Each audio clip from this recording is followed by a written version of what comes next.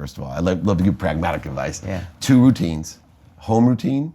I travel 200 days a year, so I have to have an adaptable routine. Home routine is wake up at 4, meditate 20 minutes, state of meditation, get ready in 10 minutes, go to the gym 4:30 to 5:30, get home, 5:30 to 6:30, be a student in my calendar, study, maybe research some books, 6:30 wake up my son.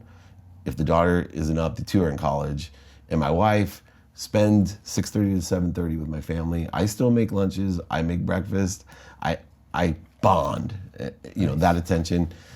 7:30 to 8:15, I do 3 coaching calls on the way to work. 8:15, because I'm a student, I execute on the student in the calendar and do it now. 4:45, I leave the office, do 3 coaching calls on the way home. 5:15 to 7:30 is all family time, no phone, no computer, nothing.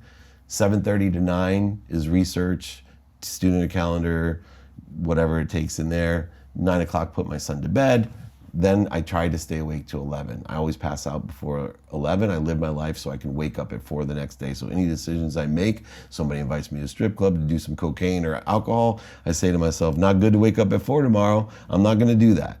Everything's geared to that. If I'm on the road, an adaptable routine, I try to stay on the same time frame as close as I can as 4 a.m. to Pacific time. So for here, I woke up a little bit earlier than 4 a.m., but normally right there, but I do it by priority. Number 1 priority, like this morning, minimum 1 hour a day for my health, which changed for me because it used to be family, business, health. Till 2.5 years ago, when we had completely made it back, I asked my wife, I'd like to do something for you.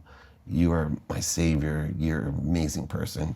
What can I do for you? And she just said, take care of yourself, because if you take care of yourself, I know you'll take care of others, including me.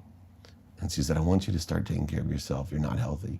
And you weren't? No, not physically, nutritionally, and so my meditation was pretty much the only healthy thing I was doing. Okay. But because I was meditating so connected, I had more energy than everyone, but I was fat, and man, so like this morning, an hour, minimum of an hour, 7 days a week on my health. Then a minimum of 30 minutes with my wife, minimum of 30 minutes with my son, no matter if I'm traveling or not. These are the priorities. Then minimum 2 minutes a day with my teenage daughters. I wanted 5. They gave me 2. 2 minutes a day. 2 minutes a day minimum. Yeah. 1 minute a day, every day. 2 minutes a day is worth more than 2 hours on a Saturday.